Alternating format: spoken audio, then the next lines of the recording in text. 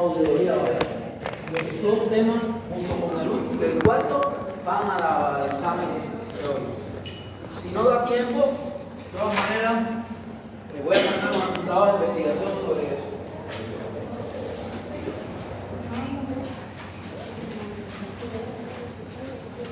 Ya, miren. Ya todo el mundo tranquilo, ya están conectados.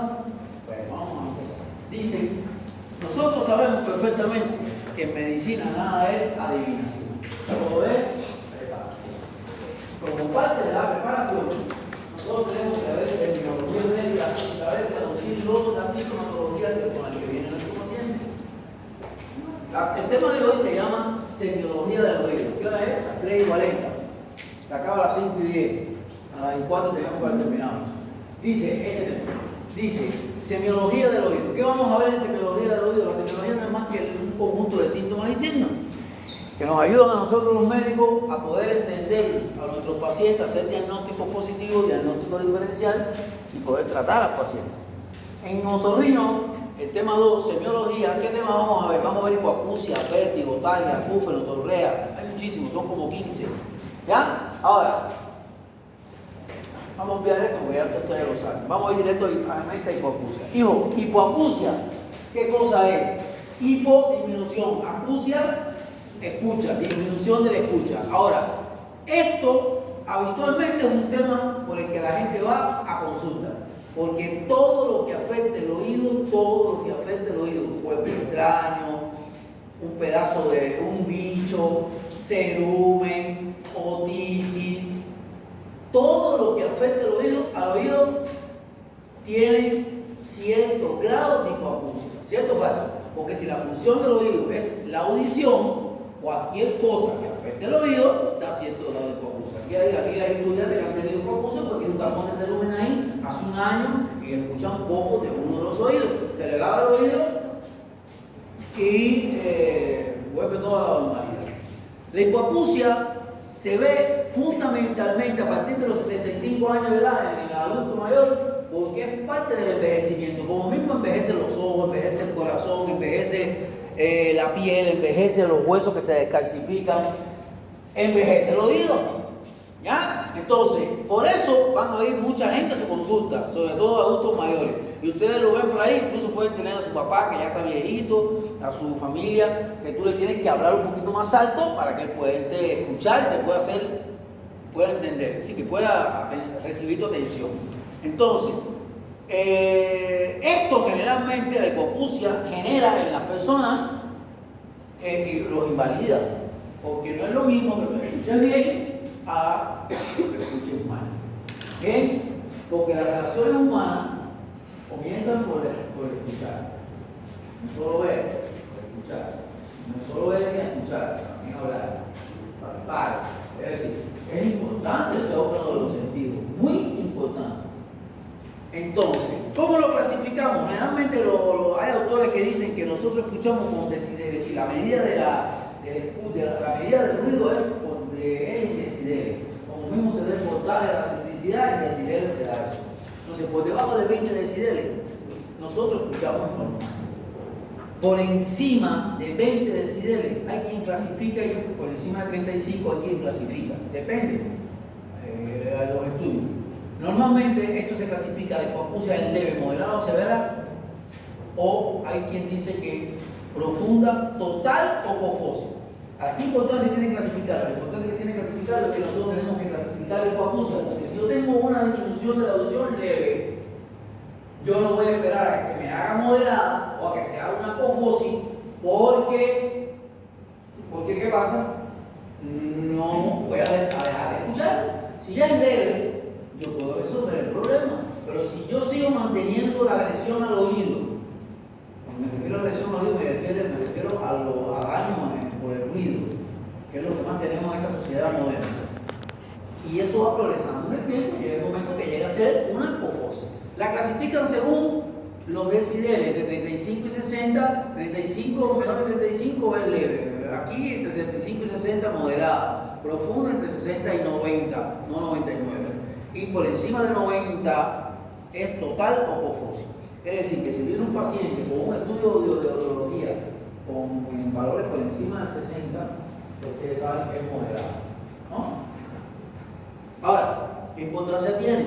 Tiene importancia, porque en el mundo actual nosotros convivimos con agresiones constantemente. No estamos en la edad de piedra, que el hombre salía con una flecha, un taparrao, una india atrás, un nato y el indiecito. ¡Fua! Cazaba un mamú, se lo comía, hacía fuego, se acostaba en una piedra, venía el invierno y abrazaba a la india y al indio y seguíamos viviendo. Ahora no, ahora salimos y desde que salimos, contaminación ambiental, ruido en la ciudad, la gente que pone alta música, es bien complejo la vida actual y moderna. Y eso genera gran cantidad de hipoacusia en niños, que son los más vulnerables, y en los adultos. Bien, entonces yo tengo que cambiar esa realidad. Si es leve, yo tengo que buscar la causa de la hipoacusia. ¿Por qué tengo hipoacusia? Tengo un tapón de cerumen, lo sabe. Trabajo en una fábrica textil, tengo que tener protección. Porque hay muchísimas maquinadoras por ahí, en la frontera sobre todo, donde hay gente que se dedica a hacer ropa barata a través de máquinas textiles y hacen ruido. Entonces yo tengo que tener cuidado. Busco medidas de protección para proteger al trabajador y expongo al empresario sobre esta situación para que esta realidad no pase a ser esta realidad o no llegue a esta realidad. Porque hay empresarios que tienen bien asegurados a sus trabajadores, otros los explotan, como ustedes saben, pero por gracias a Dios, pues, estamos en el siglo XXI, a pesar de que hay su corrupción y eso, el Ministerio del Trabajo tiene una cierta influencia sobre esas cosas. Y esto, generalmente, si se convierte en un problema laboral, y se denuncia, esto trae grandes problemas a las empresas, incluso hay empresas que cierran por esto, porque les ataca el Ministerio del Trabajo, hay que ver la seguridad del trabajador. Bueno, entonces, ustedes como médicos, ¿qué tienen que hacer? Informar a su empresario o al que lo contrate, o de lo contrario a su paciente y decirle, leve, yo trabajo en una maquinadora, o te vas, o te buscas medidas de protección, o de lo contrario, sigues ahí y esto progresa. ¿Entienden la importancia que tiene clasificarlo? Porque no es lo mismo tener 39 años de edad y tener un hijito y estar sordo, y tener 80 y estar sordo, no es lo mismo. Entonces, ojo con eso, esto es importantísimo, la hipoacusia. ¿Y saben qué? La causa más frecuente de hipoacusia es el tapón de cerumen. Tienen el oído tupido, obstruido por un tapón de cerumen, y eso trae hipoacusia. Le lavas el oído y enseguida todo vuelve a la normalidad. Porque todo lo que obstruya el conducto que va a la membrana timpánica produce hipoacusia. Todo se produzca daño a nivel del oído medio, por ejemplo, hay una otitis media sedosa en el oído medio, produce hipoacusia. En el oído interno, tengo vértigo, tengo Meniere, tengo vértigo posicional cerebro, tengo vértigo posicional, tengo vértigo central, tengo una laberintitis, produce hipoacusia. Fíjense, entonces, ojo con esto. Ahora, tienen que saber diferenciar las hipoacusias neurosensoriales de las hipoacusias de conducción. Y eso más o menos en la clase práctica hemos ido tocando esto de manera un poco sutil. ¿Qué cosa es hipoacusia neurosensorial? Es toda la pérdida de la audición que esté en relación con, y ojo con esto porque se lo voy a apuntar en el examen, neurosensorial. Si yo tengo una lesión a nivel del oído interno, a nivel de la cóclea, o tengo una lesión a nivel de los receptores, o tengo una lesión a nivel del ganglio sensitivo, o tengo una lesión a nivel de la corteza cerebral, todo lo que tenga que ver con el oído interno hacia arriba, hacia la corteza cerebral, es hipoacusia neurosensorial. ¿Por qué? Porque afecta a la cóclea, la vía neuronal, que es la que lleva el impulso, el sonido, ¿verdad? ¿Hacia dónde? Hacia el sistema nervioso central. ¿Hacia dónde? Hacia la corteza auditiva. ¿Lo entienden o no lo entienden? Así, eso hay que aprendérselo así, no hay otra, así, como si fuera ahí un obligado. ¿Bien? Y la de conducción, ¿cuál es? La de conducción, si hablamos conducción, ¿quiénes son los oídos que intervienen en la conducción? El oído externo y el oído medio. Si yo tengo una membrana timpánica perforada o tengo un tapón de cerumen, para ponérselo más suave, yo tengo una hipoacusia de conducción, porque el sonido que debe venir normalmente por ese camino está obstruido, está disminuido por algo que hay ahí. ¿Entienden por qué es conducción y entienden por qué es neurosensorial? Conducción, oído medio, oído externo. Todo lo que venga por el camino normal de que viene el sonido. Y neurosensorial es todo lo que tiene que ver con la integración de la información que llega. Llega el sonido por el conducto, llega la membrana timpánica, mueve al huevo, al martillo, al yunque, al estribo, llego aquí, y a partir de aquí, que es el oído interno, la membrana oval, todo lo que va por ahí es eléctrico. Del oído medio se realiza una actividad mecánica que genera un impulso eléctrico que va al oído interno y le dice al receptor, aquí estoy yo, el receptor lo capta, aquí está el ganglio, la neurona, aquí estoy yo, y se va por las vías que ustedes conocen cuando dieron neuroanatomía, ¿verdad? Hacia la corteza cerebral, donde hay allí a nivel de la corteza cerebral 52 áreas. Un área tiene que ver con el lenguaje, otro tiene que ver con la integración de la palabra y la expresión, otra tiene que ver con la audición, otra tiene que ver con la visión, otra tiene que ver con el dolor, otra tiene que ver con el tacto. ¿Entendieron? Porque nuestro cerebro se ha especificado, se ha desarrollado, se ha especializado en cada pedacito de eso, en algo que nos garantiza a nosotros, ¿qué cosa? La vida. La vida. Por eso es cuando nosotros tenemos un daño a nivel del área del tronco encefálico, a nivel del nervio o del núcleo neumotáxico, la gente pierde, deja de respirar, y hay que meterle una máquina, o deja de ver y hay que hacer estudio. Entonces es importante que ustedes sepan que nuestro cerebro es el que se ha caracterizado por se ha especializado en cositas que son importantes para la vida. Ojo con eso. Para yo llegar a los síntomas y signos de la semiología en otorrino, yo tengo que primero que nada hablar sobre la historia clínica. No hay un médico en el mundo que no se respete, que no haga con la historia clínica. El médico que ve a un paciente y le dice vete para allá, vete para acá, ese no es el médico, ese es un matagente. Entonces, el médico que se respete en los Estados Unidos, en Brasil, en Bolivia, allá en Antártida con los pingüinos, en Marte con los marcianos, todo el mundo tiene que hacer una historia clínica, porque yo lo veo a él y yo puedo verte a ti.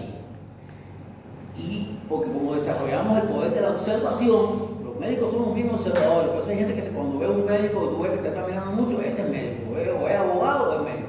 Pero el médico se caracteriza porque todo lo observa, todo lo ve. Cuando ve algo, hay gente que no tiene ese desarrollado y sigue por ahí para allá y pueden ver ahí un mono y lo confunden con un león, pero nosotros no. Entonces, nosotros tenemos que tener un poder importante para poder diagnosticar. ¿Y cuál es el poder que nos da nuestro Señor? Es el poder de la historia clínica. La historia clínica recoge todo. Hijo, desde que vienes en el vientre, desde que vienes en el espermatozoide, desde que antes que tú nacieras, antes que te formara, ya Dios sabía cómo tú venías, lo que vas a hacer, lo que vas a y cómo te vas a morir. Entonces, el médico tiene que en la historia clínica reflejar todo, desde que viene en la panza de mamá, los primeros vómitos, cómo fue creciendo, todo, cuándo nació, cómo nació, con qué órgano nació, con qué peso nació, si escuchaba, si veía, si movió una pierna, si no movió la pierna, si salió azulito, si creció al año, si no creció. Todo eso es importante. Todo eso es importante. Los antecedentes familiares, si mami o papi tenían sífilis, si el hermanito es hemofílico, todo eso es importante. Primero consanguinidad, mamá, papá y bebé, o hermanito, nada más. ¿Ve? Embarazo, parto, todo el lenguaje, si habló bien, si no habló bien, si creció bien, si aumentó de peso en el tiempo que es, todo eso. Sí, todo lo que tiene que ver con la vivienda, donde vive. No es como vivir en una vivienda de paredes, de mampostería, con aire acondicionado, que vivir en una vivienda de adobe, con tremendo calor y la bichuca caminando. No es lo mismo. ¿Ya? Entonces, todo eso es importante. Si toma medicamentos, qué medicamentos toma, qué patologías tiene, cómo se las controla, todo eso es importante, qué síntomas tiene o si no tiene nada, todo eso es importante. Entonces después vamos a todo lo que tiene que ver con el examen físico general, regional, por región y por aparato. Y el oído. Y llegamos al oído, ¿verdad? Inspección, palpación. Percusión no, ni ocultación, porque nosotros no percutimos el oído, no lo ocultamos, solo inspeccionamos, lo vemos, lo palpamos. y lo exploramos con otoscopía. ¿Ya? Entonces eso es importante, todo eso es importante porque eso te va a dar un bagaje de información que te va a ayudar a ti en un 80% a hacer un diagnóstico que tú lo vas a complementar con laboratorio, con exámenes imagenológicos y al final te va a dar un diagnóstico positivo que tú cuando dices es una neumonía, es una otitis externa, ya, una otitis externa, ya, está bien, pero ¿qué puede parecer una otitis externa que no lo es? Una otitis externa maligna. ¿Qué diferencia hay entre una y otra? Que en una hay destrucción ósea, hay una osteomielitis importante que compromete la vida del paciente. Una otitis media. Sí, mira, esta es una otitis media. Esta no es porque esta tiene antecedentes de que hace como 7 días atrás, con un cuadro viral, y eso subió. Así mismo. Y uno va haciendo diagnósticos diferenciales que ayudan a decir, esto se parece pero no es, esto se parece pero no es, esto se parece pero no es, pero es esto, por esto, esto y esto, entonces yo le voy a poner tratamiento a esto. ¿Lo entendieron? Porque hay gente que pone tratamiento y se equivoca. Entonces uno tiene que ser bien consecuente con esto. La historia clínica dijo, el que no sepa historia clínica, que revise antes que llegue al internado, que revise antes de que vaya a revalidar en Brasil, porque en el Brasil se lo van a preguntar, porque hay dos exámenes, un examen teórico o escrito y un examen físico. Y en el examen físico le van a preguntar esto, o en el UNACOM, ahí en el Chile. Ahora, la audiometría, la acufenometría. Bueno, hay una serie de pruebas, hay alrededor de 9 pruebas, que lo van a ver en la clase que vamos a empezar dentro de unos 20 minutos, que se llama audiología básica, que nos ayudan a nosotros a explorar la hipoacusia. Yo no voy a tocar ese tema ahí, porque ahí se lo voy a explicar. No voy a tocar la audiometría, porque ahí se lo voy a explicar. Esto se lo voy a explicar allí. La audiometría verbal se lo voy a explicar ahí. La audiometría supraliminal también se la voy a explicar ahí. Las automisiones acústicas también se las voy a explicar ahí. Y esto es importante porque los niños nacen hoy y ya nace uno y sabe uno que viene sordo. Pero antes antes te dabas cuenta que era sordo porque porque la maestra en 4º grado, en 4º año de vida, Pedro no respondía, y Pedro no respondía, entonces ya, Pedro, pobrecito, no escuchaba, hasta que la maestra a veces era la que se daba cuenta de que el niño tenía hipoacusia, porque los padres no tenían tiempo para eso, trabajaban mucho, son 1, 2, 3, 4, bueno, sí, Pedro corría cuando corrían todos los demás hermanos, porque si mamá llama a comer y todos los hermanos salen corriendo, Pedro también está corriendo, porque son sus hermanos, pero en la escuela no. Son diferentes, entonces ojo con esto, y desde ahora yo con un equipo tan pequeño como este puedo saber si el bebé a los pocos días de nacido viene con problemas y colocarle ahí un implante que lo ayude a escuchar la voz de su mamá. Es importante, la voz de su mamá, como él también. Bien, eso se lo vamos a explicar ahí. Esta señora, así como ustedes la ven, bueno, tiene hipoacusia por la edad, pero es una señora que necesita también las relaciones sociales. Todo ser humano necesita relacionarse. Aquel que crea que puede vivir solo, de espalda al mundo, está equivocado. Ese está enfermo. Bien, esto es importante, las relaciones humanas son importantes, y para que haya una buena relación humana y una buena comunicación, hay que escuchar, señores, hay que escuchar. Y ella se está realizando porque ya es mayor de edad, porque ya a partir de esa edad uno puede tener hipoacusia por envejecimiento, ¿ya? Y bueno, la impedanciometría después lo vamos a ver en el otro lado. Vamos a la otorrea. El primer síntoma es hipoacusia, ya les dije cómo es la onda. Ustedes lo único que tienen que hacer es sentarse y decir hipoacusia, disminución del sonido. ¿Cómo se mide? Leve, moderada, severa o cofosis, o leve, moderada, profunda. Hay varias clasificaciones. Hasta ahí, ¿van conmigo o no van conmigo? Porque ando rápido, pero van conmigo. ¿Bien? Otorrea. ¿Qué cosa es otorrea? Oye, otorrea es cuando yo tengo por el oído, otorrea es, ya tú sabes, de todo por ahí para allá, todo lo feo para allá. Oto por el oído. Otorrea es secreción por el oído.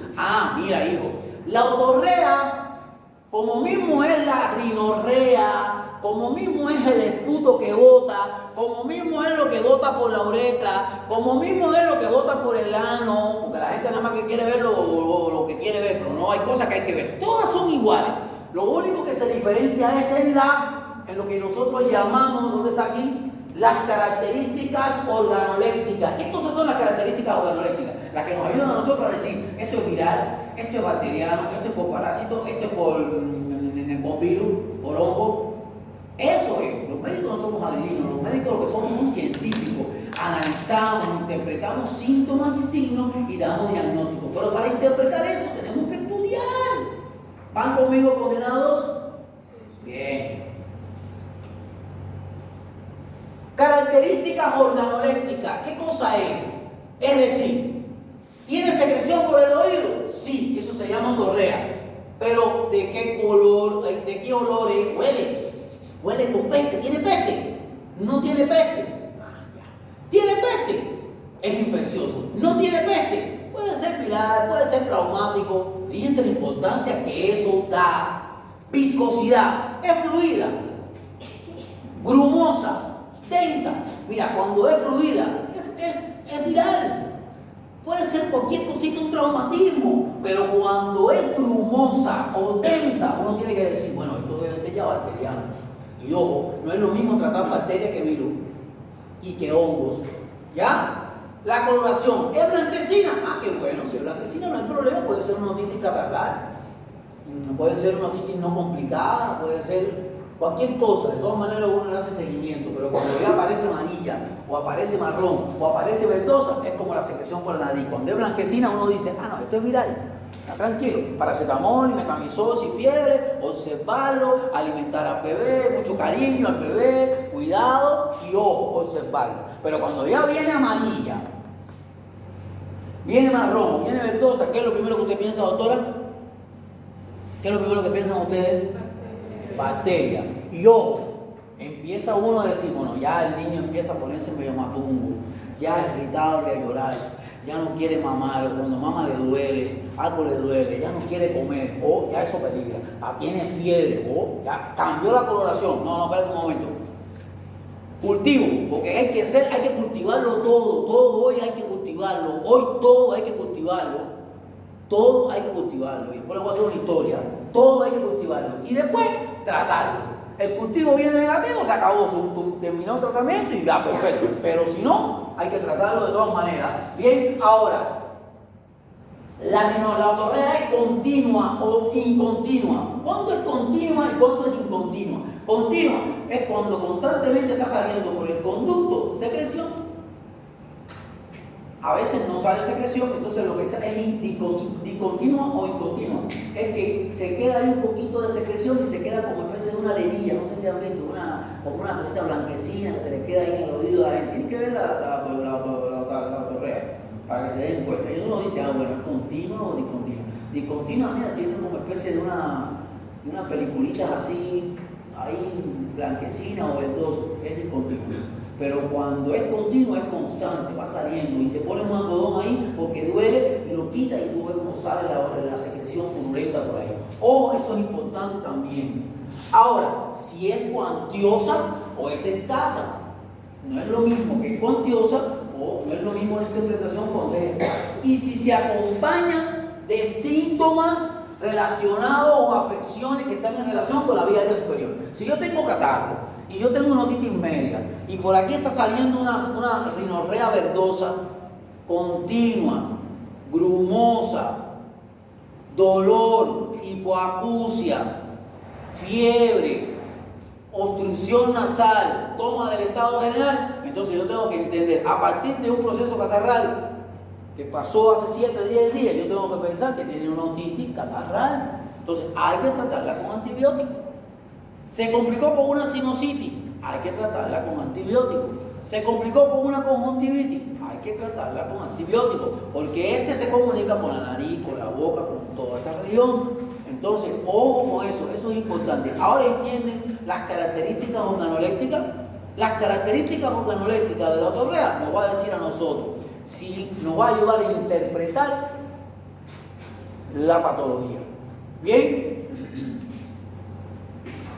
la otitis externa, no voy a hablar de eso, hay una clase para eso. Eran ejemplos que yo les traía, pero quiero dedicarle a otras cositas. La otitis externa por hongo, tenemos una clase para eso, que vamos a ver, que es la 4ª clase.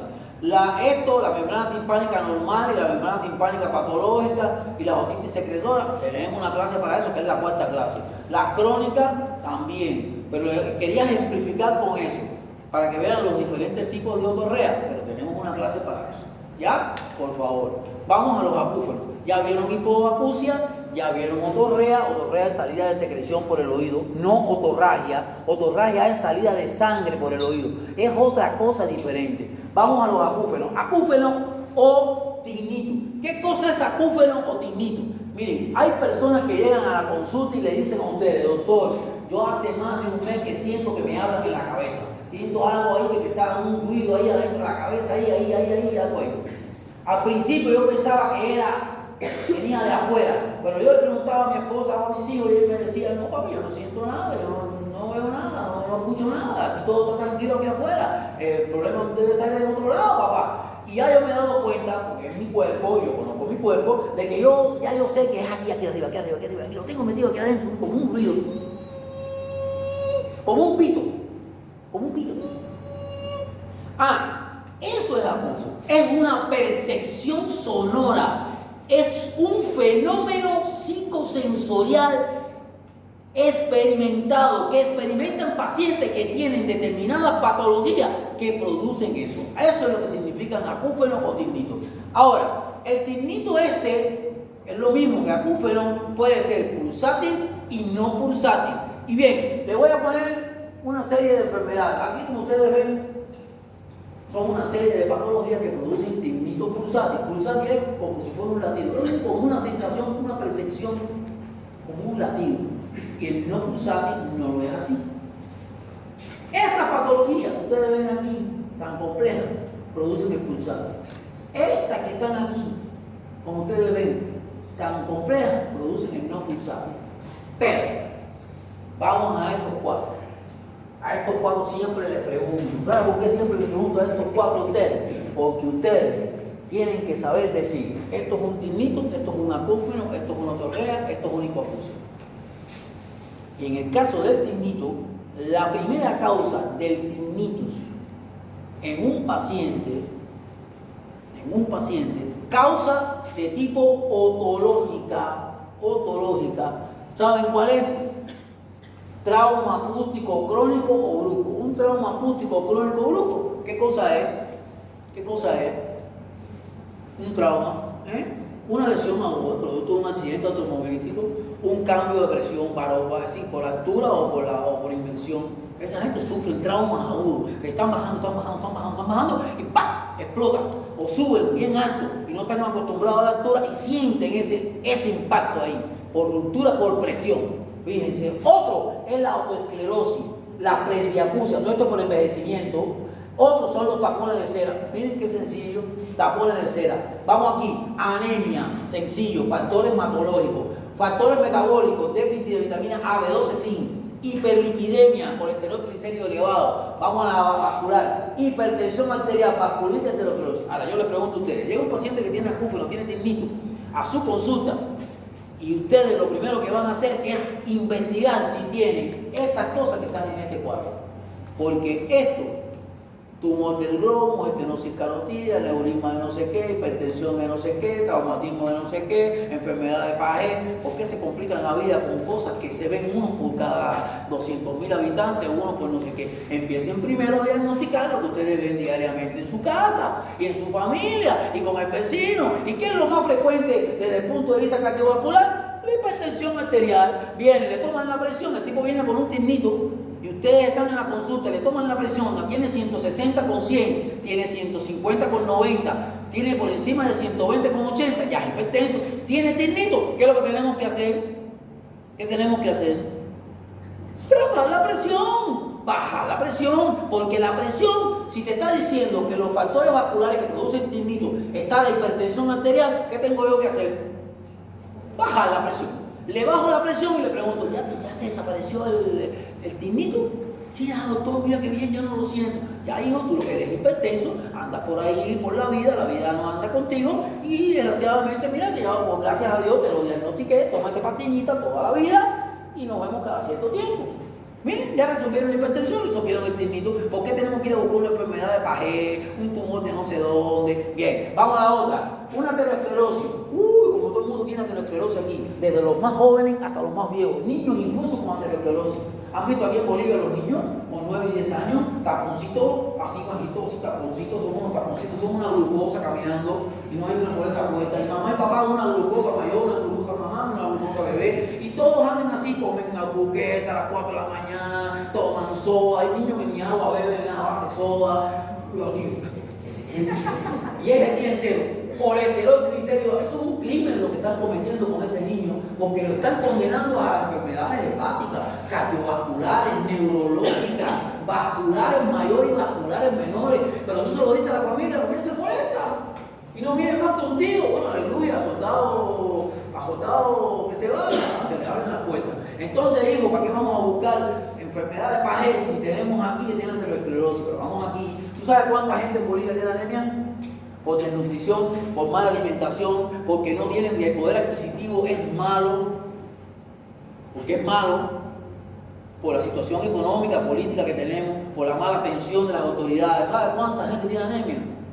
Casi una gran por ciento de la población tiene anemia, y eso es causa de eso. Entonces yo corrijo la anemia, se la pongo en 13, no se la dejo en 8, ni en 9, ni en 10. Te la pongo en 13, porque Dios dice que 13 es mínimo y 16 es máximo. ¿No? ¿Por qué? Pero cuando vas a un médico, lo primero que dice el médico, no tiene 9. No importa, si tiene 9, quédate con 9. No pasa nada, tienes la mitad de lo que tienes que tener. Coge lucha. Vete por ahí. No, sí coge lucha, porque el transporte de oxígeno necesita tener 13 hemoglobina, macho. No 9. No 9, y por eso desaturan, hacen taquicardia. Entonces, ¿cómo tú explicas la taquicardia con 9? Ah, si tú me dices tiene 13 y taquicardia, ya entonces no es anemia. Pero si tiene 9 y taquicardia, tiene anemia. ¿Y la causa de la taquicardia cuál es? La anemia, caballero, la anemia, porque todo tiene que ser como Dios mandó. Te mandó hombre, hombre eres, te mandó mujer, mujer eres, pero no te mandó combinado, porque si eso lo hiciste tú. Entonces, esas cosas tenemos que ver en medicina. Y siempre pensar, piensen, hijo, piensen en lo simple a lo profundo. Ah, ya yo investigué todo esto. No encontré nada de estas cosas que son tan habituales y sencillas en la vida profesional. Ah, bueno, espérate un momento. Ahora, de hecho de todo no encuentro nada. Ahora me voy a concentrar en que si el tinito es no pulsátil, voy a buscarte entonces, mira, una trompa de Eustaquio abierta. Te voy a buscar un tumor en la cabeza. ¿Ves? ¿Entienden lo que les quiero decir? Pero no vayan nunca por la rama. Váyanse siempre por la raíz, porque cuando te vas por la rama, dedicas tiempo a qué, a investigar cosas que al final te van a decir que no tienen, cuando desde un principio, si eres capaz de hacer un análisis integral de tu paciente, valorar la anamnesis, valorar el examen físico, valorar los antecedentes patológicos, los antecedentes personales, porque una familia donde mamá y papá son hipertensos, hoy sabemos por el mapa genético que bebé y hermanito tienen 1% de ser hipertensos. Porque si no, ¿para qué yo quiero saber si mamá y papá tienen alguna enfermedad? No, mi mamá tiene su cuerpo, papá tiene su cuerpo y bebé tiene su cuerpo. No, es que mamá y papá se compartieron genéticamente para meterte a ti en el cuerpo la hipertensión. Y si son diabéticos, ¿qué van a pensar? Que bebé puede ser diabético. Porque hoy sabemos por el mapa genético que las enfermedades crónicas no transmisibles, entre comillas, que antes todo el mundo decía, no se transmiten, sí se transmiten. Hoy sabemos que todas tienen un componente genético. Todas tienen que ver con la genética de mami y de papi. ¿Entendieron? Entonces no se compliquen la vida con cosas tan difíciles. Empiecen por lo suave y van a tener más resultados. ¿Lo entienden o no lo entienden? Porque si no lo entienden aquí, no lo van a entender en el internado. Se van a encontrar con una persona correcta, con muchos pacientes buenos, y los van a mandar a la rama. Y se van a pasar tiempo en la rama. Y no van a dar con el diagnóstico. Sin embargo, van a venir contigo. Y tú vas a empezar por la raíz. ¿Cómo es la raíz? Buscando lo básico. Y ese que te quería, que te apreciaba, que te veía como un buen médico, se va a decepcionar de ti. Porque este que no lo conoce nadie y que vino, pero sí tiene inteligencia y preparación, dijo, no, me dijo que empezara por aquí, voy a empezar por aquí.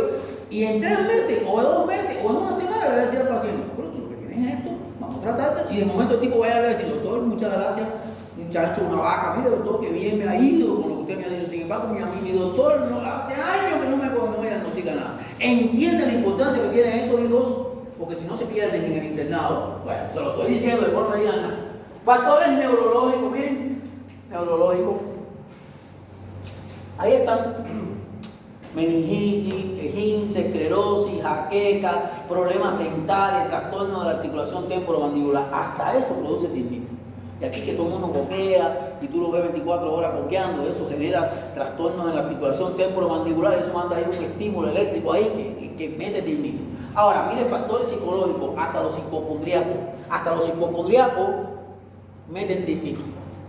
Hipocondríaco es el tipo que dice, el amigo tiene visión doble y el otro día se levanta, oye, yo también estoy con visión doble. Esos son hipocondríacos. Y tenemos muchísimos hipocondríacos, mucha gente. Fármacos.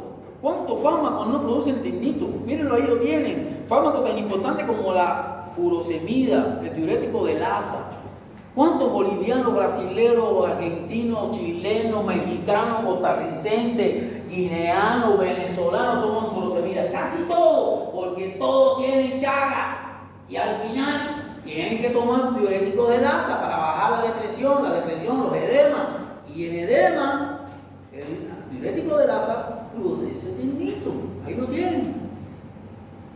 Medicamentos, antibióticos, amiloglucósidos, ampicacina, canamicina, tobramicina, vancomicina, producen, mírenlo, la cloroquina, que tanto se toma como preventivo para el paludismo en la frontera, sobre todo en la región de frontera, que es donde más paludismo tenemos.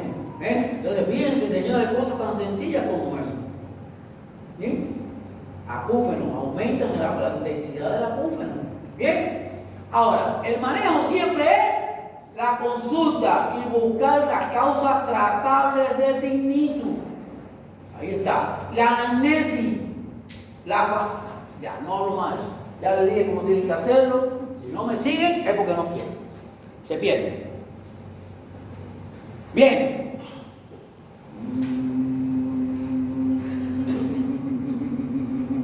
Ya. Prurito óptico. ¿Qué cosa es prurito óptico? Picazón en el oído. ¿Qué da picazón en el oído?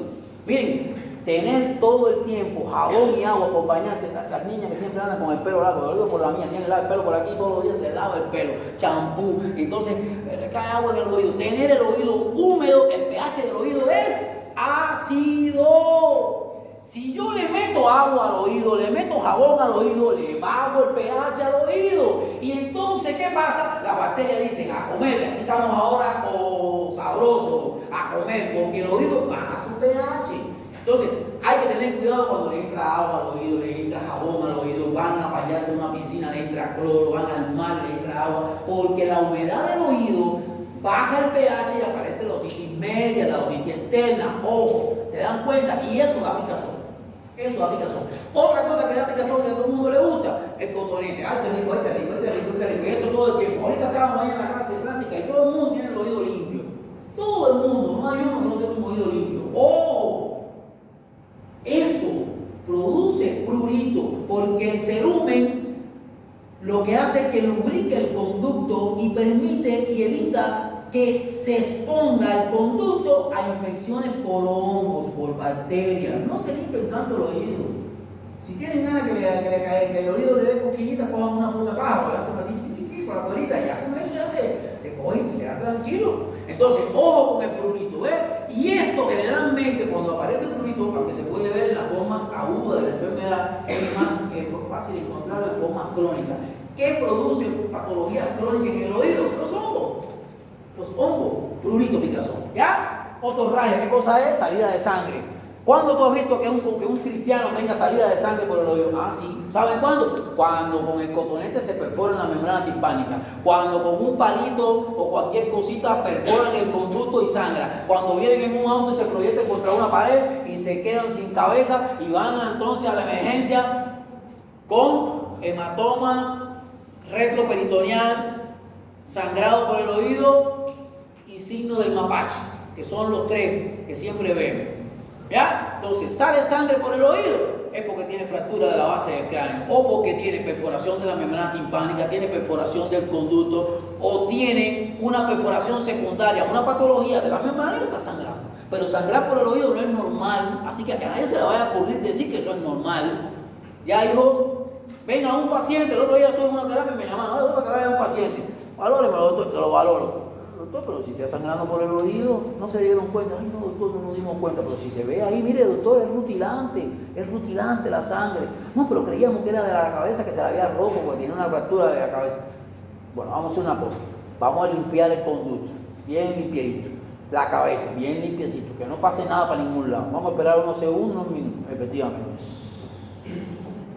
Pero además, que antecedente de haber tenido un accidente con una moto, ella venía en la moto con otro más, y ella, que era la chofer de la moto, le dio la moto a un amigo, el amigo no tenía licencia, el amigo es un animal, los que siempre van atrás en la moto son los que reciben los mayores golpes y los accidentes. Él frenó, ella voló, está en terapia sin cabeza la chica, con un hematoma importante, con una craniotomía importante, parieto fronto-occipital completa con 29 años, y le va a costar por lo menos un año recuperarse, si esa persona, si es que se recupera, no se queda con secuela, con un hijito de 4 años. ¿Ven? Entonces, sangra por el oído, por estas causas, infecciosa, traumática, oncológica, porque también en el oído aparecen tumores, y además traumatismo craneoencefálico. Bien, hasta ahí. Otolicorrea. ¿Qué cosa es otolicorrea? Salida de líquido cefalorraquídeo por el oído. Nosotros sabemos que el líquido cefalorraquídeo no tiene nada que ver con el oído. Lo que pasa es que el oído está situado en una posición que está situado en la posición petrosa del temporal, y esa posición petrosa del temporal forma parte de la fosa craneal media. Y si yo sé que mi cerebro, todo mi sistema nervioso, incluyendo el sistema de la médula espinal, está rodeado de las meninges, por ahí pasa el líquido cefalorraquídeo, y él es quien controla el metabolismo, la eliminación de desechos del sistema nervioso central, y yo tengo un accidente, traumatismo, caída de altura, caída de su pie, abuelito, traumas en moto, traumas en esto, y yo tengo salida de líquido cefalorraquídeo por el oído, es decir, lo que sale es un líquido como si fuera agua brilloso, como es así, por el oído. Eso es líquido cefalorraquídeo, no es otra cosa. ¿Qué tengo que hacer? Ojo, mandarlo a cultivar. ¿Qué tengo que hacer? Ojo, tomar medidas, porque cuando hay salida de líquido cefalorraquídeo por el oído o por cualquier otro lado, por aquí por la herida también, cuando se hace la craneotomía, ojo, esa es una puerta de entrada. ¿Para qué, chinita? ¿Para qué? Aquí soy mi amigo, tranquila, la cualquiera pasa. Todos estamos cansados, tengo más ganas de dormir de carajo. Estoy hablando aquí porque no me quedo dormido. Pero bueno, duerman, relájense. Lo que quiero es que entiendan las cosas que les digo. Oye, eso es una puerta de entrada a las meningitis. O a las meningitis, líquido cefalorraquídeo que sale por el oído o por algún lugar de aquí de la cabeza, producto de una herida quirúrgica por una craneotomía. Ojo, hay que proteger el cerebro porque es la puerta de entrada a las bacterias, a lo que sea. Y hay que tratarlo. ¿Entendieron el líquido cefalorraquídeo? No hay más nada que decir. Mala discriminación verbal es cuando nos referimos a un descenso de la inteligibilidad de la palabra. Pedro, y yo escucho por allá, pero es decir, que lo que yo digo no lo entiende, no entiende lo que yo digo. ¿Lo entendieron? Y muchas veces tiene que ver con esto. Mira, estamos en una zona de construcción, estamos en una zona de ruido, y yo estoy llamando a Pedro, y Pedro, y llega a la última sílaba, o no sé, no entiende lo que se dice. ¿Ven? Eso es lo que significa cuando nos referimos a un descenso de la inteligibilidad de la palabra. ¿Bien? Vamos a la otra. Otodinia es el dolor propio del oído y se debe a procesos inflamatorios, traumáticos, tumorales que se sientan en el oído. Es decir, que otalgia no es dolor de oído. Otodinia es el dolor propio del oído, el dolor que se produce ahí en el oído. ¿Entendieron? Eso puede ser de cualquiera de las patologías que vamos a ver esta semana que entra, no la otra, o la que viene ya.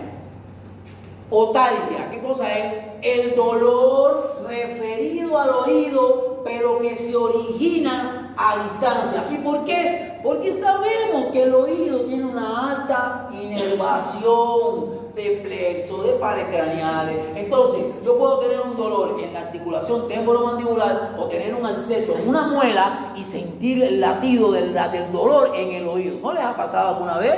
Porque no todo el mundo, a alguien debe haber pasado eso. Y sientes que el acceso de esa muela es tan grande y el dolor se te refleja en el oído. Y bueno, ir al médico creyendo que es del oído y no es del oído. ¿Entendieron, hijo?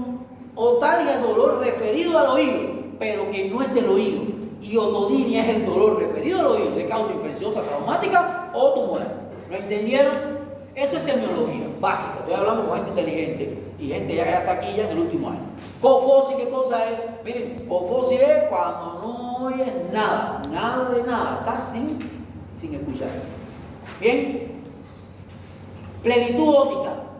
Aquí la plenitud óptica es, con frecuencia los pacientes suelen describirla como sensación de taponamiento, ocupación y presión en el oído. ¿Sabe qué cosa es una plenitud óptica? Cuando van en el avión, volando por allá arriba, y ustedes sienten que el oído está tan ocupado, y él y yo estamos juntitos aquí, hablando aquí, y yo le digo, ¿qué se tengo? Y me dice, ¿qué se tengo? ¿Qué? Y no escuchan nada, porque el oído está como ocupado, que no deja que el sonido llegue a donde tiene que llegar. Después descompresionan y todo vuelve a la normalidad. Eso es plenitud óptica. ¿Lo entendieron? Hipoestesia. Llego yo y los pellizco y usted no siente nada. No siente nada. Disminución de la, ¿qué cosa? Del umbral del dolor. O así un aumento del umbral del dolor. Es decir, disminución, un aumento, es decir, una disminución del umbral del dolor. A lo mejor si está mal ahí. Hiperestesia, ¿qué cosa es? Hiperestesia, ¿qué cosa es? Aumento del dolor. Hay gente que responden a... El dolor se mide del 1 al 10, ¿verdad? Mientras más cerca se acerca al 10, más duele. Mientras menos se acerca al 10, menos duele. Hay gente que frente a un mismo dolor, hay quienes responden a un 4 y hay quienes responden a un 10. Porque eso va a depender de qué? De la persona, de la personalidad de la persona, ¿verdad? Paracusia, alteración de la percepción de la palabra en diferentes situaciones con respecto a un normoyente. Es decir, que en diferentes situaciones yo tengo una alteración al escuchar la palabra. Si yo estoy en un medio de ruido, tengo dificultad. Si tengo una plenitud asociada, tengo dificultad. Si esto, ¿qué te quiere decir? Que esto es un trastorno de tipo neurosensorial. Un trastorno de tipo neurosensorial. Se ve en estos pacientes con trastorno de tipo neurosensorial. Aleacusia, sensación molesta e incluso dolorosa en el oído cuando el paciente se expone a un sonido intenso. Miren, hay gente que vive en Valle Grande. Valle Grande, los que conocen Valle Grande saben que es una zona ganadera, agrícola, que ahí tú vas, el que quiera tener una mujer, retirarse de lo que hace después de haberse pasado la vida trabajando y quiere pasar a un lugar tranquilo, donde uno vaya a morir tranquilo y estar tranquilo, con un clima tranquilo, una comida sabrosa, un lugar hermoso para vivir, es Valle Grande. Usted llega a Valle Grande es un clima hermoso, nunca hay mucho calor, mucho frío, aunque ahora con estas situaciones de cambio climático tiene zonas antiguas colonial, tienen unas casas antiguas hermosas que uno da gusto ahí hospedarse y ver aquellos pisos de madera, aquellas cosas antiguas colonial. Vas y comes aquí, vas allá, vas aquí a la cholita, te da sopita cholita de esa, y sabroso, y uno allí con su mujer ahí la pasa bien, va al río, va acá, y pasarla sabroso. Bueno, yo te saco de Valle Grande y te pongo en Sao Paulo, en la zona industrial. Sao Paulo tiene una zona industrial, el ruido que hay allí, ¿verdad? ¿Han ido alguna vez allí? Los que son de allí saben, el que no ha ido allí sabe lo que estoy hablando. Los que no estoy hablando saben lo que no estoy hablando. Oye, ahí mete un ruido de carajo. ¿Tú te imaginas un bayuno que tú lo pongas en Sao Paulo? Ese tipo que se ha pasado la vida entera, que todo lo escucha suavecito, con una calma, cuando llega allí a los 3 días quiere volar, porque el problema, ¿tú sabes cuál es? Que no se adapta, su oído no se adapta a los ruidos intensos, no se adapta. Es el oído que frente a un ruido intenso le genera dolor. Pero ¿sabe lo que está haciendo el oído? Se está defendiendo, te está diciendo, oye, sácame de aquí que ya yo no aguanto más. Pero el oído no sabe hablar. El oído lo único que sabe es expresarse de esa manera. Miren, con aleacusia. ¿Lo entienden? Vamos a la próxima. Reclutamiento. Es un fenómeno que ocurre en las hipoacusias de percepción, ocasionada por una lesión en la cóclea, en la que existe una lesión de las células ciliadas externas. Tiene una lesión de tipo neurosensorial en la célula ciliada, en el caracol ese, hasta el cerebro. ¿Y qué cosa es esto? Esto es que sordera, y tú necesitas reclutar a más gente para que te ayuden a escuchar. Es como en el pulmón. Nosotros tenemos el pulmón, zonas muertas del pulmón. El pulmón funciona con un 80%, es decir, pero hay un 20% que está muerto, que está ahí esperando a que cuando nosotros viajemos a Everest, allá a los 8 kilómetros de altura, y vivamos allí, donde el oxígeno está bajo, Entonces yo necesito reclutar más membranas alveolares para que con ese poco oxígeno que hay arriba yo pueda mejorar mi adaptabilidad a ese lugar. Es más o menos parecido a esto. Es un reclutamiento. Es la misma técnica que estamos usando en Brasil ahora, que se utilizan en los pacientes COVID que tienen daño pulmonar. Hay una técnica que están usando, que no recuerdo cómo se llama, que la usan para hacer el reclutamiento alveolar en los pacientes que tienen daño por el COVID pulmonar. ¿Bien? Después les voy a decir cómo se llama la técnica esa. Fatiga auditiva. Fatiga auditiva es cuando tú estás en un lugar donde hay un ruido de cara. Y el ruido. Llega el momento que la membrana te dice, oye, ¿no te quieres ir de aquí? Bueno, está bien. Si no te quieres ir de aquí, yo me voy a cansar, me cansé. Ya, y ahí se queda la membrana, se fatiga. ¿Qué hace la membrana? Ella dice, bueno, ya, yo me fatigo, yo me tranquilizo, me quedo muy tranquilo, ya, que pase lo que tenga que pasar. Eso es la fatiga. Es una disminución de la audición, claro que eso genera problemas, porque te da hipoacusia. ¿Qué ocurre después de la exposición prolongada a un ruido intenso? Yo estoy ahí, en un lugar donde hay un ruido de cara, pero no me puedo mover porque no tengo que ir a otro lugar donde ir. ¿Pero qué dice la membrana? Bueno, ya, tú no te quieres mover, ya está bien, no te muevas, quédate ahí. Pero te voy a poner a que te quede medio sordo, a que no escuche cuando te hablan. Y ella se fatiga porque se cansa, y ella se está protegiendo del ruido intenso, protegiéndose del ruido intenso. ¿Lo entienden? ¿Lo entienden? Hay que interpretarlo. Ahora, lo único que tienen que hacer es un mapa conceptual. Sintomatología. Hipoacusia, con 3 palabras. Ahí está. Hipoestesia, con 3 palabras. Y así lo van poniendo todos los síntomas, con 3 palabras. En unos ojitos chiquititos así, con 3 palabras. Y cada vez que van en el micro, en la flota o en la moto, ahí van mirando. Y cuando llegan a ver, ya se les pegó eso. No tiene ciencia. Adaptación auditiva. Es una fatiga preestimuladora.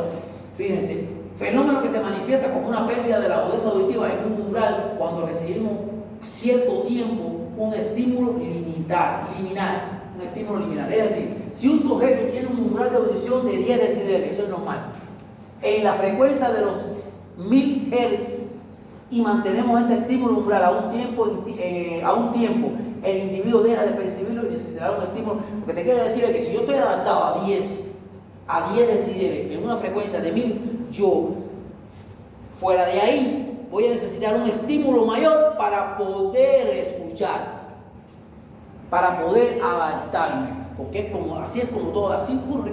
Fíjense, si es así, que hay personas que viven en un determinado lugar donde hay mucho ruido, mucho ruido, y cuando salen de ese lugar y van a otro lugar donde no hay ruido, tú necesitas hablarle más alto para que ellos puedan escucharte. Fíjense. Vamos con la próxima. Vértigo. Esto. Así. Se levantan. Se acuestan, mejora. Se levantan. Se acuestan. Ahí hay 2 vértigos. El que se levanta y se acuesta y mejora, vértigo posicional benigno. No tengan miedo. Ese se le va a quitar. Ese es que el marido no le gusta a la mujer no le gusta al marido, viven en estrés, están fajados, los hijos joden mucho, le tienen la vida hecho un yogur, el tipo trabaja mañana, tarde y noche y tiene un nivel de estrés del carajo. El vértigo posicional benigno hoy en nuestra sociedad tiene un alto componente de estrés y la gente llega a un momento que ya están cansados, están explotados, ya el tipo no aguanta más, la mujer no aguanta más y un día se van a levantar para ir a trabajar y cuando se van a levantar empiezan con mareo, como si las cosas le dieran vuelta alrededor o él diera vuelta y cuando se acuesta mejora. Eso se llama vértigo posicional benigno. Y si le hacen la maniobra del nistagmo, no sé si se acuerdan porque vieron oftalmología, no tiene nistagmo porque es de posición, de los cambios de posición. Yo me voy a levantar, me da el mareo. Yo me voy a acuesto, estoy tranquilo, porque en realidad el cuerpo está tranquilo. ¿Entienden? Es cambio de posición. Pero hay un segundo vértigo, que es el vértigo central. El vértigo central, ojo con eso, se caracteriza por qué ese tiene vértigo lo mismo acostado que de pie. 1. Segundo, si haces la maniobra del nistagmo, ¿saben cómo se hace el nistagmo, doctores? ¿Saben? Con un lápiz aquí o una pluma, no sé, una imagen, tú le haces así, sin mover la cabeza, le dice. Yo se lo voy a enseñar en la clase. Viene aquí, mueve el bolígrafo para acá, para allá, para acá, y los ojitos hacen como si fueran los péndulos de un reloj antiguo de eso de péndulo. Eso tienen que habérselo enseñado en oftalmología. Tenían que habérselo enseñado en oftalmología. porque eso es importante. Si mi ojito, cuando yo hago así, que yo sigo, y de momento yo me quedo parado aquí, el lapicero está parado aquí, y mi ojito hace así, como si fuera un péndulo de reloj, eso es un vértigo. Pero nosotros podemos tener vértigo normal, porque el vértigo normal podemos tenerlo cuando nos hacen esto. Si mover la cabeza, claro, nos hacen esto, podemos tener vértigo. Pero nuestro vértigo es cansable, fatigable. Si a los pocos segundos de yo tener el ojo haciendo así y a mí se me quita el vértigo, eso es normal. Porque yo vengo y te hago así. Y tu ojo me sigue. Y llega el momento y que todo el momento tú me hagas así. Y yo deje el ojo así. El ojo de moverse tanto hace como si fuera una canequita. Pero a los pocos segundos eso se acabó. Pero si yo hago así, se lo voy a enseñar en la clase práctica. Y ahí, cuando hago así, yo dirijo los ojos hasta ahí. Y el ojo empieza siglo XXI, siglo XXII, oye, siglo XXIII. Y no se agota el vértigo. Eso es el nistagmo, perdón, eso es un nistagmo de origen central. Y si yo tengo vértigo a acostarme, al pararme, y tengo nistagmo, ¿qué tengo que pensar? ¿Qué tengo que pensar? El que me lo diga le voy a dar el práctico 12 aquí mismo ya. ¿Qué tengo que pensar? ¿Quién me lo va a decir? Hablen sin miedo, ustedes aquí tienen miedo. ¿Qué tengo que pensar? Que tengo un tumor cerebral. Tumor cerebral. ¿Por qué? Porque el tumor está comprimiendo la fibra del primer par craneal, no, el segundo que diga que es el óptico, y está comprimiendo y el vértigo nunca se acaba. ¡Ojo! Tengo que salir a buscar ese tumor. ¿Lo entendieron? ¿Se dan cuenta que la interpretación de los síntomas y signos los va a ayudar a ustedes a enfocarse? Y si no es así, están perdidos. Están perdidos. ¿Lo entienden hasta ahí o no lo entienden? Si tienen dudas, lo aclaramos en la clase práctica. ¿Ya? Ya. El vértigo periférico y el vértigo central, el que pueda haber de los dos, no importa. El nistagmo, que ya le dije cómo es la historia. Se lo voy a explicar en la clase práctica. Ya eso es fácil. Vamos a lo que quiero que vengan, que es el objetivo del examen. Y van a disculpar que andemos corriendo, pero todo sale. Yo estoy tratando con doctores, con médicos. Bien, nos quedan, ¿cuánto nos quedan? 20 minutos. 20 minutos, no importa, 20, 25, no importa. Bien. Hijos, ¿hasta aquí entendieron o no entendieron? Yo hablo rápido, pero hablo rápido porque andamos rápido. Lo que los brasileños, brasiquiños, ¿entendieron o no entendieron? Ustedes tienen que entender, porque ustedes aquí montan un negocio de venta de Netflix y entienden, coño, para claro que agua. Montan comida y entienden, no van a entender el profesor, carajo. ¿Cómo te va? ¿Todo bien? Esta fue alumna mía también. Aquel caballo también fue alumno mío. Todos mis alumnos, che. Y ahorita había como 3 ahí. Ya estamos terminando para salir del internado. Yo voy a preparar para mi examen de eso. Uy, qué alegría me da. Todo está contento. Claro, si lo veo a ustedes progresando, tengo que estar contento. Siempre su profesor lo va a ver a ustedes progresando, tiene que estar contento. Porque ustedes son productos, no de sus espermatozoides, pero son productos de la formación de su profesor. Entonces, el profesor se pone contento. Así lo voy a ver ustedes en el preinternado. Vamos a la tercera clase, que es objetivo del examen. Aquí todo el mundo tranquilo. Ustedes estudiense lo que yo les digo y todo el mundo tranquilo. Vamos a lo que tiene que ver con audiología básica. ¿Qué cosa es la audiología básica? La audiología no es más que un concepto, es una disciplina. ¿Qué hace? Que estudia la audición y su trastorno. La audición. Estudia el oído. ¿Por qué? Porque el oído es que se encarga de la audición, no hay más nada. Y sus trastornos. ¿Qué trastorno? Todo lo que pueda haber en un oído que afecta a escucharlo. Ahora, miren, dentro de ellas encontramos diferentes estudios que nos ayudan a nosotros a escuchar, a estudiar los trastornos que tienen que ver con la audición. ¿Cuáles son? Y el primero de todos, y el más importante para mí y para ustedes que son médicos, es la otoscopía. ¿Saben por qué la otoscopía? Porque yo con un otoscopio hago milagros. Yo con un otoscopio hago diagnóstico. Por eso es importante que todos los que vayan yendo a la clase práctica de esta semana, de la otra y de la otra, todos tienen que hacer otoscopía. La otoscopía ayuda a la exploración del oído. ¿Pero qué oído? El oído externo, es decir, el conducto hasta la membrana timpánica. Nunca con un otoscopio usted va a ver más allá de la membrana timpánica. Bien, pero es importante porque el 90% de las patologías del oído ¿A dónde es que están? ¿Dónde es que están, queridos, por allá? En el oído externo, en el conducto. ¿Y dónde más? En la membrana timpánica. Porque para que se afecte el oído interno, fíjense, ya tiene que venir de fábrica ya el oído interno dañado, ya tiene que venir ya con una patente mala, porque ese está metido allá y lo protege una pila de gente. Entonces, las mayores causas de enfermedades del oído son del medio y del externo. Ahora, la acufenometría, la impedanciometría, la logoaudiometría, la prueba de Weber, la prueba de Riemann y la audiometría. Todas estas terminan con metría. ¿Qué significa? Que están midiendo. ¿Qué están midiendo? Audición. Esta la mide de una manera, los acúfenos, es lo que hablábamos ahorita de la hipertensión, de que ese ruido que yo siento allá adentro en la cabeza, el paciente, yo se lo puedo medir y saber la intensidad que tiene, se llama acufenometría. Aquí, la impedanciometría, impedancia de la membrana de los huesecillos de mi oído, yo puedo medir eso y puedo decir, ese bebé viene con problemas de audición. Logoaudiometría, ¿saben qué cosa es la logoaudiometría? Son la gente que se dedica, son los logopedias, que en Brasil hay muchísimos logopedas, o no hay, no hay, muchísimos. Yo creo que Brasil es potencia en logopedia, porque conozco una doctora en ciencias en logopedia que viajaba a Brasil a hacer conferencias para los vecinos, nuestros amigos brasileños, y tienen una alta, y además el Brasil tiene una cultura de la atención al niño que es digna de admirar en esta región. No estoy alabando a nadie, no estoy alabando a nadie. Entren a Logo TV para que lo vean, entren a los canales brasileños. Siempre hay un canal que tiene que ver con los niños. Y todos los canales, a una de estas horas determinadas, en la mañana, cuando el niño está en la casa, ponen un programa de televisión para niños, dirigido por niños y dirigido por adultos. Y eso dice mucho del país. ¿Por qué? Porque le dan una atención especial al niño. No estoy criticando nada.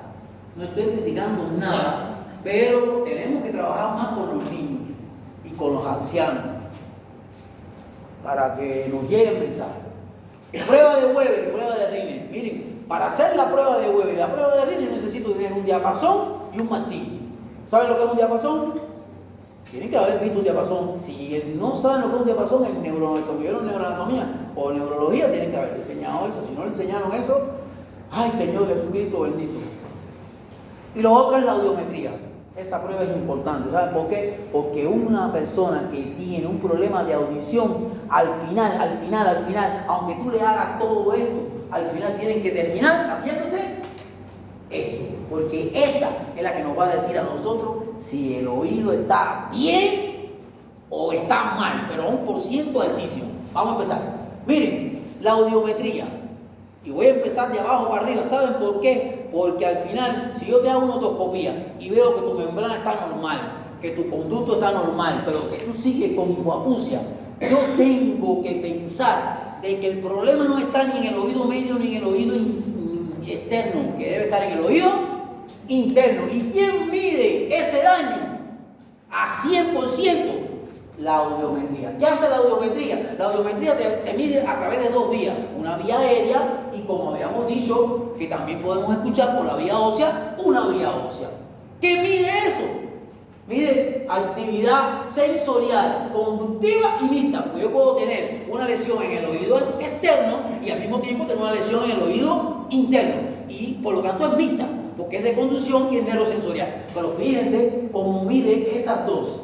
Miren, como miden esas dos, miren, vía aérea. ¿Cómo yo lo hago? Sin que yo me ande fijando ahí, yo agarro y hago una cabina eléctrica, una cabina aquí separada del resto, con cristal, herméticamente.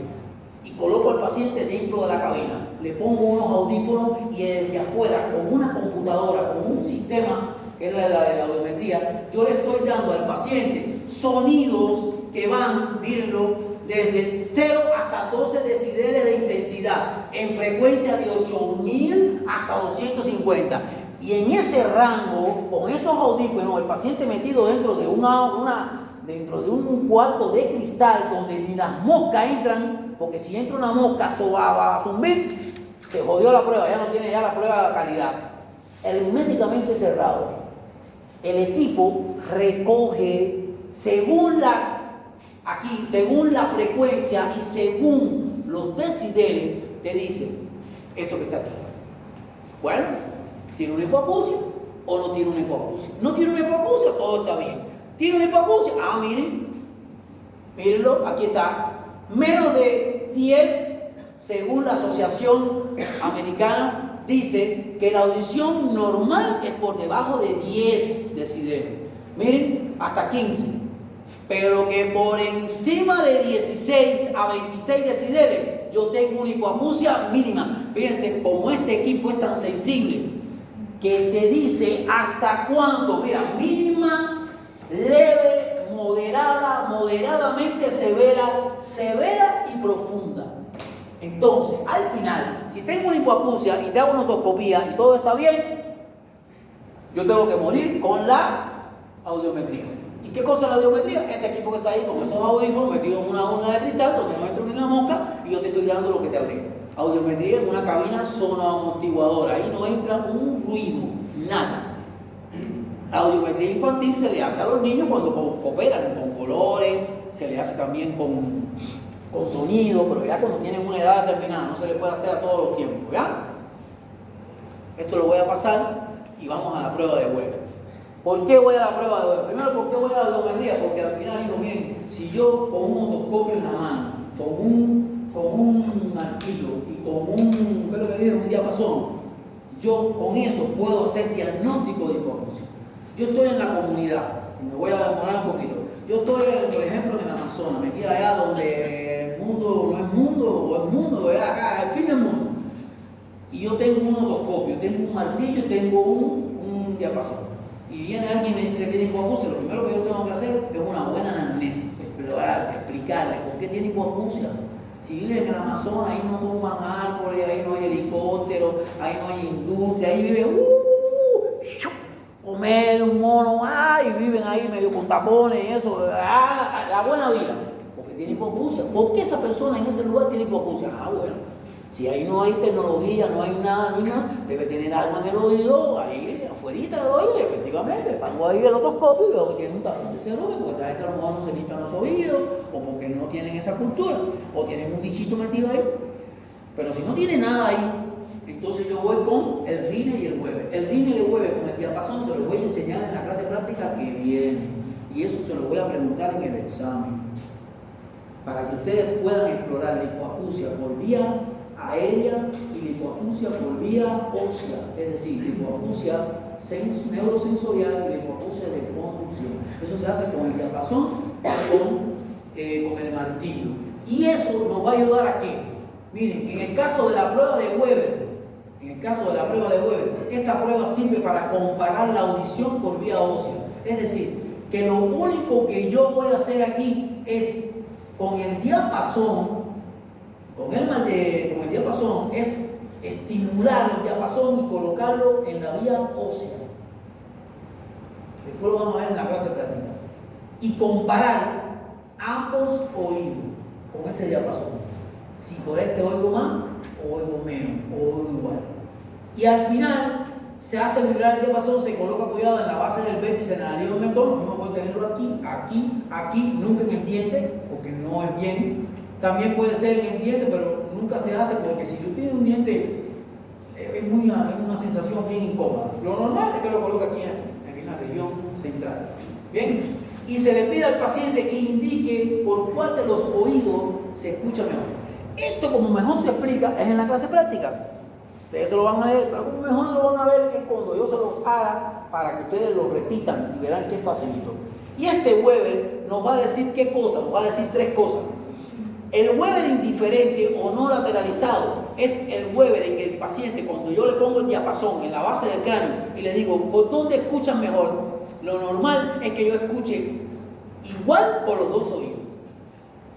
¿No? Porque yo no tengo nada, soy un tipo normal, escucho igual por los 2 oídos. Pero si yo tengo un tapón de cerumen en este oído, ¿por dónde voy a escuchar menos? Por este.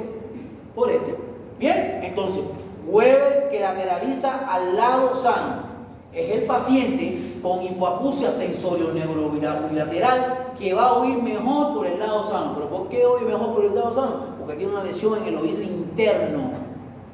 Entonces está oyendo, pero ¿cuál oído interno? ¿De qué oído? ¿Del izquierdo o del derecho? Por uno de los oídos. Por eso se llama Weber que lateraliza hacia el lado sano. Él está escuchando la vibración en el oído que está sano, porque el otro oído tiene una lesión a nivel del oído interno, y eso es lo que le decía en la clase práctica a algunos, eso tiende a confundir. Por eso tenemos que manejarlo y tenemos que comérnoslo bien y entenderlo bien. En la clase práctica hay que hacerlo. Y el otro es el Weber que lateraliza el oído enfermo. El Weber que lateraliza el oído enfermo, el paciente tiene una hipoacusia de conducción unilateral y oye mejor el diapasón por el oído enfermo. ¿Saben qué quiere decir? Que yo estimulo el diapasón, me lo pongo aquí. Yo tengo el oído izquierdo, tengo una hipoacusia de conducción, pero escucho mejor por este que por el otro. ¿Y por qué? ¿Por qué? Porque mi oído, este que está enfermo, la lesión no está en el oído interno, está en el oído medio o en el oído externo. Y la comunicación del sonido, si yo tengo un diapasón que está vibrando, el sonido ¿por dónde está yendo? ¿Por el hueso o por la vía aérea? Por el hueso. ¿Entendieron? Ahora vamos, ahí está, miren el diapasón es esto, miren el diapasón es esto, y esta es la explicación de la prueba, ese es el diapasón. Ustedes deben haber conocido el diapasón. Aquí están los diferentes tipos de cambios que produce eso, que eso lo vamos a ver allí, el Weber, mírenlo ahí, está aplicado de otra manera. Vamos al Rinel. El Weber es con el diapasón vibrando en el hueso. Ahora, el Rinel es quien compara la vibración por la vía aérea y por la vía ósea, ¿no? Y dice, yo hago vibrar el diapasón y lo apoyo en la base del mastoide. ¿Qué hago?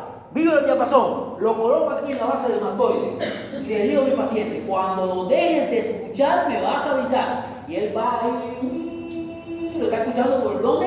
Por el hueso, lo está escuchando por el hueso, porque está en el mastoide. Cuando él me dice, ya lo dejé de escuchar, doctor, usted se lo va a pegar a 5 centímetros del canal.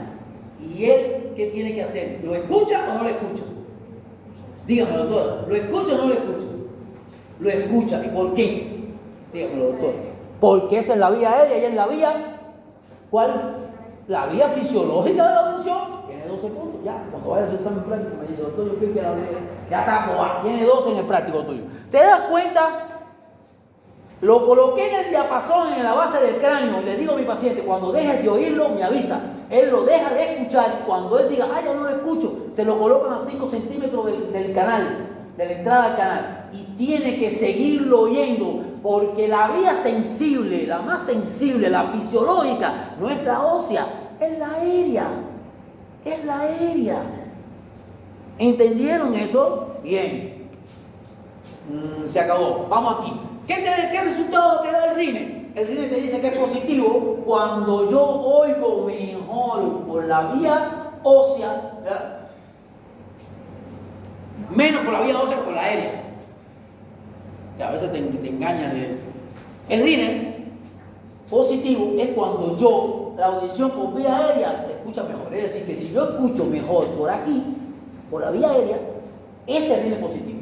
Ahora, Rinel negativo, ¿cuál es? Al revés. Cuando yo escucho mejor por la vía ósea. ¿Y por qué escucho mejor por la vía ósea y no por la vía aérea? Primero, Rinel positivo, escucho mejor por la vía aérea. ¿Por qué? Porque mi oído completo, desde el oído externo, oído medio, hasta el oído interno, todo está sin problema. Mi oído está lindo. No hay nada que obstruya el paso del sonido.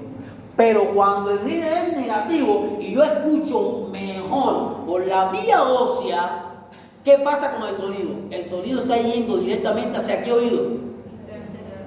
La dijeron mucho, si no le iba a dar el punto a alguien, al interno. Y entonces, ¿por qué?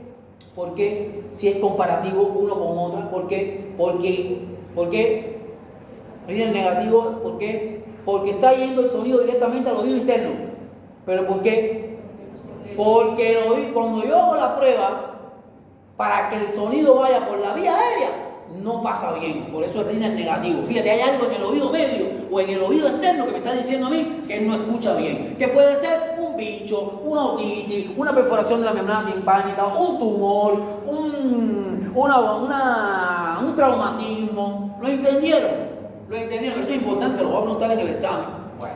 Y lo otro es el falso Rinel negativo. Miren, el falso Rinel negativo es cuando te dice, escuchen esto, existe una hipoacusia sensorio-neural unilateral de un solo lado, severa o profunda. o una anacusia unilateral con audición normal o hipoacusia leve del otro lado. ¿Qué te quiere decir eso?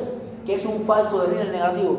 Falso Rinel negativo. Siempre decimos que es falso Rinel negativo cuando hay algo que está entorpeciendo el estudio.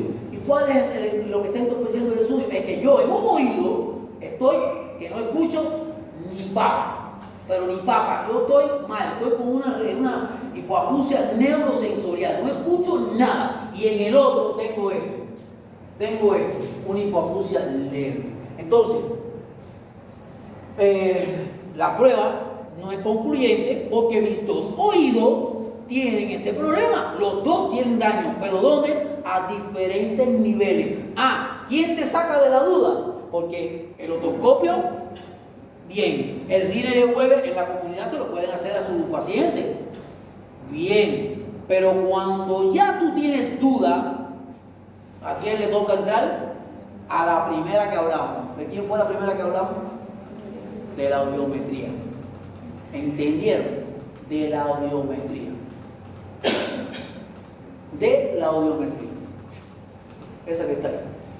Cuando usted tiene duda de que su otoscopio lo ve todo bien, pero él sigue diciendo que tiene hipoacusia, yo le hago Rinel y le hago Weber. Y está en duda el resultado, porque el Rinel Weber te da importante, porque el Rinel te dice, y el Weber te dice, no, él escucha mejor por vía ósea o escucha mejor por vía aérea.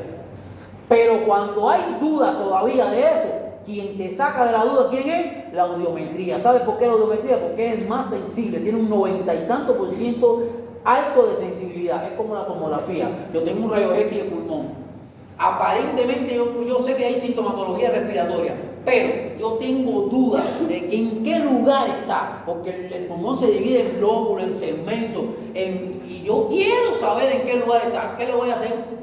Una tomografía sea computarizada, y como los cortes son más pequeños, más cerca, más próximos, te va a decir hasta en el lugar donde está la lesión. Entonces, lo mismo sucede aquí. Yo empiezo de lo simple hasta lo profundo. Y si estoy en el Amazonas y mi paciente tiene una hipoacusia y yo le hago una otoscopia y viene que tiene un tapón de cerumen, ¿para qué lo vas a mandar a Sao Paulo a sacarse el tapón cuando tú se lo puedes hacer en el Amazonas? Tú sabes si el tipo puede viajar y gastarse tantos reales para ir a algún lugar para que le saquen un tapón, cuando ustedes lo pueden hacer por un lavado de oído que yo les voy a enseñar a hacerlo. Pero además, ¿tienen duda?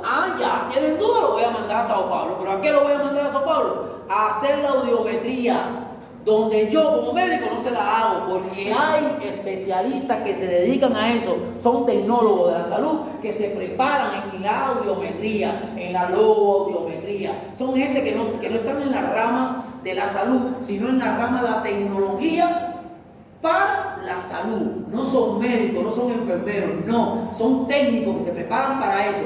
Y esa gente van a sentarse y le van a hacer la audiometría y te van a traer un informe donde ese informe te va a decir, tiene esto, y tú tienes que tomar la decisión. ¿Cuál es la decisión? Bueno, yo como médico general tomo una decisión, pero si tengo dudas, se lo mando al otorrino, al especialista. Pero ya yo terminé todo mi estudio, hasta ahí. ¿Ven la importancia que tiene esto? ¿Ven la importancia que tiene esto? Prueba de Rinel, prueba de Weber, los resultados, todo eso yo necesito que se lo estudien. ¿Qué cosa es la audiometría, la acufenometría? Lo que yo les digo a ustedes. Digo, tener una sensación ahí en su cabeza de un ruido, una sensación incómoda, de que todo el tiempo tienes algo metido en la cabeza, debe ser una locura. Debe ser incómodo. Porque cuando a veces te sube la presión, yo no soy hipertenso, porque yo tengo pacientes que me dicen, doctor, me sube la presión y yo siento una cosa rara en mi cabeza, como un pito en mi cabeza. Me baja mi presión y todo desaparece. Eso es acúfeno. Pero tener ese pito en la cabeza debe ser una locura. Eso debe ser lo más incómodo que hay. Nosotros tenemos un estudio que se llama así, acufenometría, que me permite a mí medir la intensidad de ese ruido. Bien. Aquí está, con ese equipo, también con el mismo equipo, muy parecido a de la audiometría. Después se lo van a leer, yo una vez lo voy a preguntar en el examen, al final les voy a decir bien las cosas. Las ventajas que tienen, ahí se las leen, estas son las altas, es decir, las ondas que mide el equipo. Mide el periodo, contrapresión en el tiempo, con el tiempo. Ondas de baja frecuencia son estas, Miren cómo se prolonga el periodo y aquí se acorta el periodo. Estas son ondas de alta frecuencia, son más rápidas. El periodo se acorta, pero en las lentas el periodo se alarga. ¿Ves? Contrapresión y contratiempo. En un tiempo determinado yo tengo más altas ondas de alta presión y tengo menos ondas de alta presión. Y eso te lo dice el equipo, te lo calcula y te dice, sí, y tú dices, ah, no, este no está loco, este no es un psiquiátrico, este no es un hipocondriaco, este sí de verdad tiene un problema ahí, y hay que tratárselo, porque a veces estamos buscando la causa de la acufenometría, de la acufenometría, y no la encontramos causa, y decimos, ah, no, esto es un psiquiátrico, este tipo tiene que tener un psiquiatra, una mujer psiquiátrica. Pero porque hay que dudar del paciente, vamos hasta el final, después digamos si está loco, porque me tiene cansado, que no venga más a mi consulta, porque me tiene vuelta loca, cada vez que viene ahí es lo mismo con lo mismo, yo no soy adivino, no sé lo que tiene aquí adentro. Entonces usted hace la prueba y dice, ah sí, mira, el loco soy yo, porque el loco me está diciendo que sí tiene problema y la prueba que no es loca me está diciendo que el loco soy yo. Al final yo era el que estaba mal por no escuchar a mi paciente, entendieron. Hay gente que de verdad tiene problemas y a veces no los escuchamos. No los escuchamos y nos dejamos ya arrastrar por los conocimientos y por la preparación nuestra, y no es así. Y no todo el mundo está loco, no todo el mundo quiere salir del marido y de la mujer. Hay gente que quiere a su familia y quiere seguir, pero está enfermo. Y a veces no tenemos diagnóstico, no sabemos qué diagnóstico tiene y nos vuelven locos. Pero hay que hacer estos estudios. Bien, la autoscopia ya se los expliqué, ya se los expliqué. Lo que mide, lo que mira traumatismo, mira infecciones, mira tumores del conducto hasta la membrana timpánica. Esta es cómo se hace la prueba, yo lo estoy enseñando a ustedes quién la hace. Esto es una membrana timpánica, miren qué bonito. Los de aquí han visto alguna membrana timpánica en la clase práctica, ¿vieron, no? ¿Alguien aquí vio? ¿De los que ha ido? Miren, ¿quién es este? El triángulo luminoso. Cuando usted entra a la membrana timpánica, el conducto con el otoscopio, que lo van a ver mañana, pasado, lo que tengan en la clase práctica, lo primero que usted va a saber que está en la membrana timpánica cuando usted vea esta cosa que brilla. Este es el triángulo luminoso. Su otoscopio tiene un haz de luz, yo entro y ese triángulo tiene un espejo. Y cuando alumbra, él refleja esto. Miren aquí el ombligo de la membrana, miren el martillo. Esta es la posición del martillo que se acuesta sobre la membrana. Cuando vean en la clase práctica el oído, van a ver que la membrana está así y detrás de ella hay un hueso que está acostado sobre ella, que es el mayor, el martillo. Miren cómo se acuesta sobre ella. Ella se mueve y el martillo transmite el sonido. Ella, el martillo ¿a quién? Al yunque, y el yunque al estribo. Ahora miren el yunque aquí. Mírenlo aquí. Este que el otro, que está a un ladito, acostadito ahí. Y aquí en la posición flácida, la tensa, la flácida, fíjense, y aquí no hay nada. Pero si aquí hubiera un hueco y no estuviera esto, estuviera perforada la membrana. Pero generalmente esta membrana, cuando veamos las patologías de la membrana, van a ver cómo esta membrana se abomba que se pone cianótica en la otitis media, cuando veamos eso, ¿ya? Ahora, ¿qué quiero que se aprendan de esta clase? Uno, quiero que sepan bien para el examen y para la vida. Otoscopía. Anoten, porque cuando yo les pregunte en el examen, si ustedes no me respondan, eso es lo que le va a preguntar, la vida le va a pasar por encima. Otoscopía. Riner y Weber y audiometría. Estudiense esas tres cosas. ¿Qué tienen que saber? Porque yo les puedo preguntar en el examen. Díganme qué otros estudios contribuyen al estudio de la hipoacusia en los pacientes. Acufenometría, timpanometría, otoscopía, Riner y Weber, audiometría. Entonces, lo demás se lo leen para que ustedes sepan que existen. Pero en la práctica les voy a preguntar otoscopía, Riner y Weber, y en el examen les voy a preguntar audiometría. Bien, esas tres. Ahora, ese es el primer objetivo de esta clase. El segundo objetivo de esta clase, para la semana que viene, para todo, es que ustedes me digan cuáles son las alteraciones normales, las imágenes, la imagen normal de una membrana timpánica y del conducto. Que me expliquen todo esto. ¿Cómo es una membrana timpánica normal? Su color, su textura, su posición, su relieve anatómico, el cono de luz o de pólice. Quiero que me lo digan. Quiero que se lo estudien. Segundo objetivo, vayan directamente a esto que les estoy diciendo, imagen fotoscópica normal. Y después vayan a esto. Perdón, vayan a esto. Alteraciones anormales. Es decir, que cuando yo llegue a mi casa hoy, ya yo sé qué cosa es otoscopía, ya yo sé qué cosa es interior, ya yo sé qué es odometría. Ahora yo me voy a centrar en qué, en la membrana. Voy a agarrar el televisor, voy a poner una imagen de una membrana, lo voy a punchar en pausa y voy a sentarme con el libro y voy a abrir. Una membrana, un conducto normal tiene un color tal, una textura tal, esto, tal. Y cuando yo me lo sepa de memoria, vengo para acá al lado y digo, bueno, lo normal es esto, y voy mirando, lo normal es esto, voy mirando, lo normal es esto. Eso quiero que se lo aprendan, porque se lo voy a preguntar en la clase práctica pasada y lo van a tener que hacer. Y lo otro, nada más. Nada más. ¿Es mucho pedirle? Nada más. Entonces, antes que se vayan, los apuramos. Ay, ¿cuál es el primer objetivo que estudiaste?